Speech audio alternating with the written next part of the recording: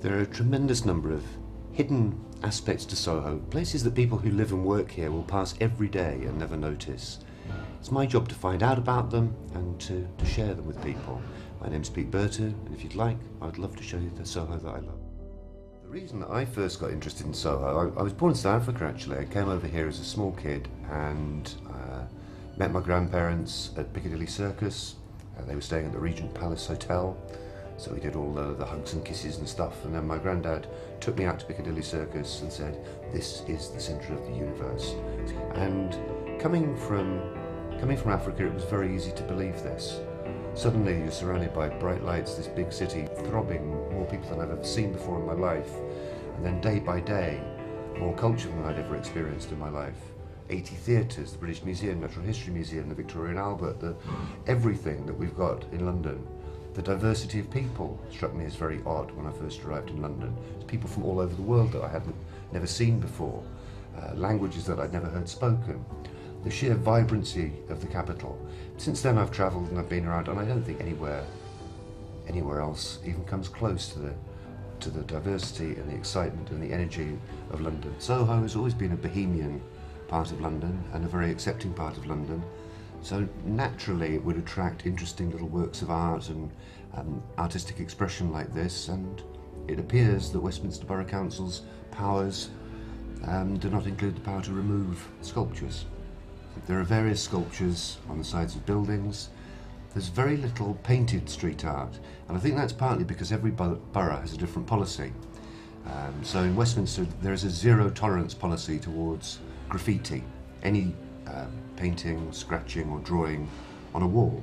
Westminster's zero tolerance policy, though, can't really apply to sculpture because it's not drawing, painting or scratching the surface. It's adding a sculpture, and I don't think lawmakers ever thought that anyone would go around fixing sculptures to the sides of buildings without the owner's permission. So in Soho we have plenty of examples of Invader. I mean, this probably is well known to Space Invader. His last public exhibition in London was next door at the Outsiders Gallery. The way that he operates, as I understand, he's been doing this since 1998. He arrives in a city, and in London 1998 was the first time, and invades it by putting up these little mosaic invader creatures. He gives himself points for the prominence and the size of each piece. More recently we've got an artist called Dr. Cream who has a harlequin figure who rolls himself up into a shell, and if all of the pieces are viewed in an animation, you can observe this little character rolling himself up into a shell. So there's various Dr. Creams dotted around. Rick Buckley is the artist of the noses. We didn't know a lot about the history of the noses until Rick Buckley gave this interview last year, and it was then that he said for the first time that he put these noses up as a protest against CCTV and the state becoming too nosy. I'd heard the legend that there were 7 noses of Soho, and the legend is that if you manage to find all 7 you will attain infinite wealth, and he dotted them up not just in Soho but elsewhere in London. So that was a sort of firm point to work on. The number of noses is under dispute. There's different claims, somewhere in the 30s, up to 40 noses could have been placed around London. Rick Buckley also said in the interview that he put them up on famous landmarks. Now, as you know from us walking around together, an awful lot of them are not on famous landmarks. They're on very nondescript little businesses. One nose in particular attracted, or a lot of myths developed.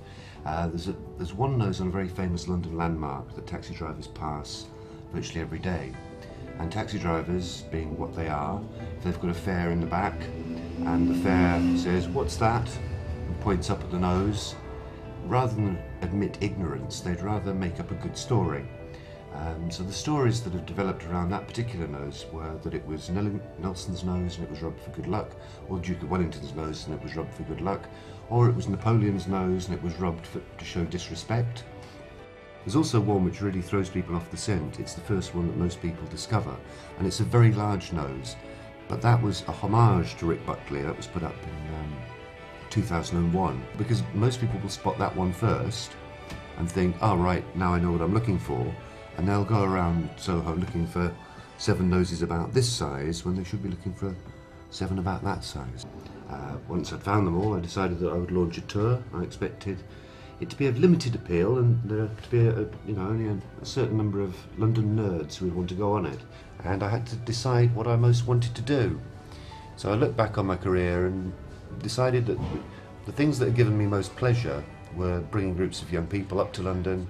Also, my hobby and passion is studying the history of London and researching different elements of London. And I started to think of a job that could combine the bits that I'd most really enjoyed.